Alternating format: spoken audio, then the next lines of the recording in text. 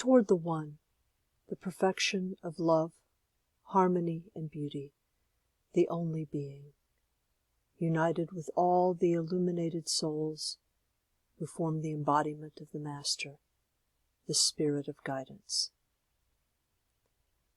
Welcome to this video in my continuing introductory series of Universal Sufism.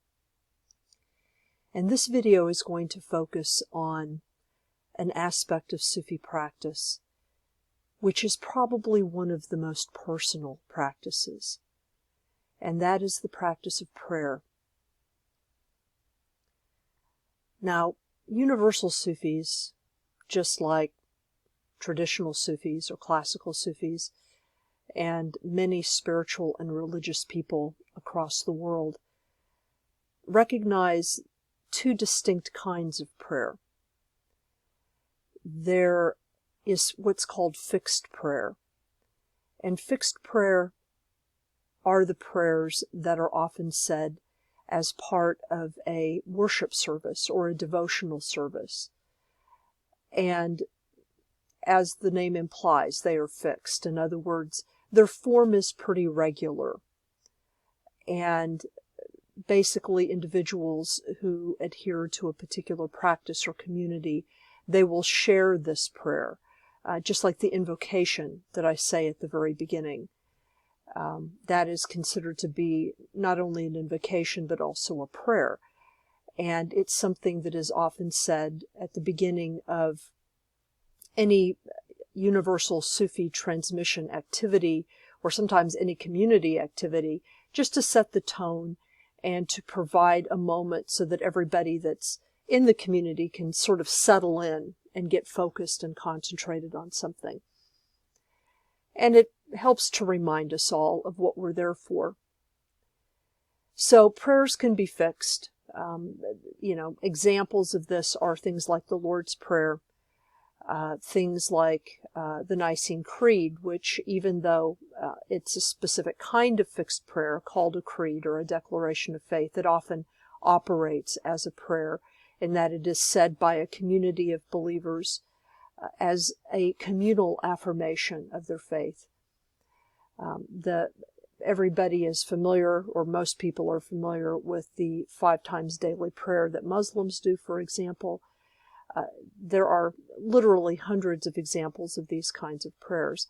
And these are prayers many times that have stood the test of time, some of these prayers have been uttered for literally millennia, thousands of years, and have changed, the texts have changed very little. And then there are, of course, the personal prayers. These are the prayers that are said spontaneously when individuals are facing certain circumstances. They can be happy or sad, or somewhere in between. A lot of times people think that prayer is something that is really formal. For example, if you hear someone say in our culture, "Oh, I'll pray for them," or thoughts and prayers for when disasters occur, it's often seen as something that there may be good intentions there, but it may also be a way of sort of avoiding the more difficult aspects of whatever is being thought and prayed about.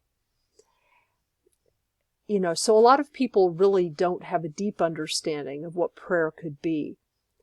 And I was one of these people, to be honest. I was raised in a very religious home, and fixed prayers were a part of the liturgical life of a Missouri Synod Lutheran. Now, that being said, many of our prayers, as I was growing up, many of our prayers were set to music. And that's what a liturgy is, essentially, are prayers that are set to music. And a lot of that music had been written by Bach. So a lot of it was actually quite beautiful. So I was raised in, I didn't always understand the words or relate to them very well, but the music I thought was very uplifting. And there were a number of prayers in the liturgy that moved me even as a child. But I wasn't taught to pray individually. I wasn't taught how to speak a prayer that I would listen to, let alone whatever may be listening at the level of the universe. And so I can remember when I used to pray, I would feel like my words were just sort of floating up to the ceiling and sort of just getting stuck there, or maybe like falling off the edge of something, and nobody was listening, nobody was there. And that's what my experience of prayer was growing up. And I think a lot of people think of prayer that way, even though actually when you really experience prayer and understand what prayer can be, whether it's fixed or spontaneous, you realize it's a very different experience than that. Hazrat Nayak Khan has said that prayer is the cry, the deepest cry contained within the human heart. And that's kind of where you have to begin with prayer. And prayer is about finding a way of expressing, even if it's just to yourself. I personally don't think you need to believe in a God that's outside of you, since I don't think is a God outside of you. I mean, there's nothing outside of us. We're all in whatever all this is. But expressing to the best of you, if you will, or the best of life, the universe, however you want to put it, whatever spiritual power you believe in, expressing the deepest concerns and feelings of your heart, whether they be happy or sad or whatever they are. And oftentimes prayer is simply a way by which you can make your deepest desires and interior known in an external way. And that's part of the reason why a lot of individuals who are, into Wicca, for example, or into spell work of any kind, will talk about how spells are like an external ritualized prayer. And in many ways, they are precisely that. So prayer isn't something that is unique to the complicated, organized religions.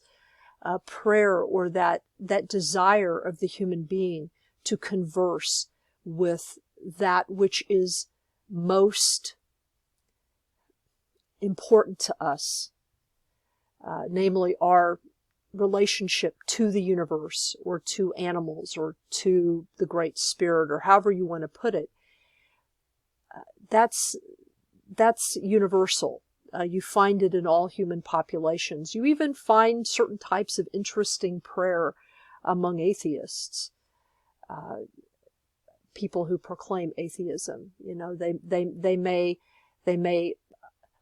I have read biographies of scientists where they will talk about how they were dealing with a really difficult problem that they were trying to solve, and they would actually try to invoke, the powers of the lab in their own mind, and that's completely legitimate from a universal Sufism perspective. So what I wanted to do is just read a little bit from Hazrat Nayak Khan and then just provide some examples of prayer, because that's probably the best way of doing this. And this is from a book called In an Eastern Rose Garden, The Effect of Prayer. Undoubtedly, we all have our needs through life. How often do we experience disappointment regarding them? How many are disappointed in love, in money, in help, in service? How apt is the heart to be discouraged, disappointed, broken, feeling, "Oh, this is my brother, my only brother, and yet he has not helped me in this hour of need. I looked upon her as my sister, and yet she has failed me at this crucial time." People meet so many disappointments in life.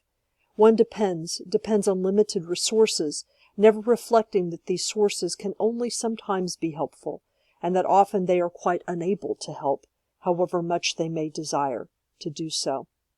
But there remains the one source which is always helpful and can always help. And it is only because man does not see him, of course he's going to say him, does not realize him, that he doubts whether there is a being such as God. However religious or pious he is, he always looks to a material agent for help. However religious or pious, he cannot explain God. Not even a mystic or philosopher can explain God. The ideal of God is the first lesson that must be learnt, and it cannot be learnt by analysis. Therefore, the intellectual mind which seeks for an analysis of God is always sure to be disappointed. The philosopher spoke truly when he said to analyze God is to dethrone God. So how do you approach this? Well, there are different ways. I have found for myself the most useful place to begin is in nature. I have found nature to be probably my greatest source of inspiration for prayers generally. And Hazrat Nayak Khan would have agreed with that, since he maintained that nature is the first and final textbook of religion. So what I'm going to do is present a prayer that was recently given to a larger community that I am in, that is not Sufi, but it's a tobacco prayer that was presented by Chief Vince Mann, who is one of the chiefs of the Ramapo Lenape nation here in the Hudson Valley. Creator, we ask with the sacred tobacco that you ensure that our relatives are known to us, that we encounter those familiar faces upon the red road. We hold up our feathers and catch the winds that carry all the knowledge and words spoken into them from long ago. We ask that these words be gently laid upon those sacred eagle spirits' wings, so that, like us, they will feel confident in whom they are and whom we all will one day become. Let the humility that is carried upon the great blue heron's wings flow through this very thought, awakening the spirit that lives and dwells within their hearts, spirits, and minds. Creator, lastly, we offer up our sacred tobacco to you so that our prayers, our words, our thoughts of purest intentions that we send up and out to the four directions will be answered as they always are, and that when needed we can turn our ears to the wind to find that guidance, and so we can look into the heart and feel the reflection of those who came across all our paths in a good way, and so that one day we will all become a protector of these lands, these waters, these peoples, and all the creation gifted us by you. Now into the wind I send these sacred words, Kike, wa pa laniwa manuto. That means thank you and blessings.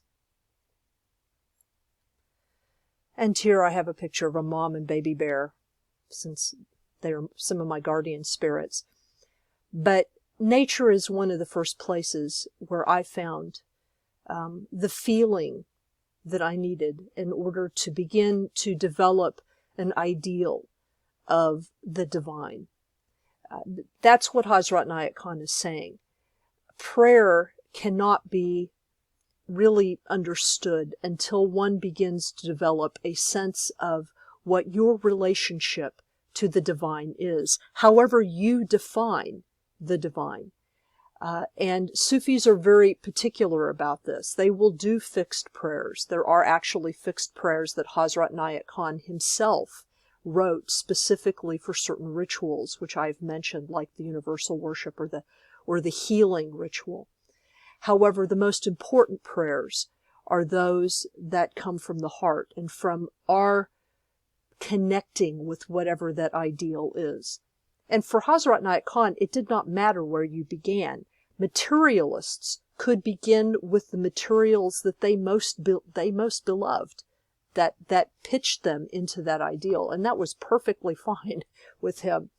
So this is an area that I will explore further, and that I encourage you to explore on your own, so that you can come to a sense of what the God or spirit ideal can be for you.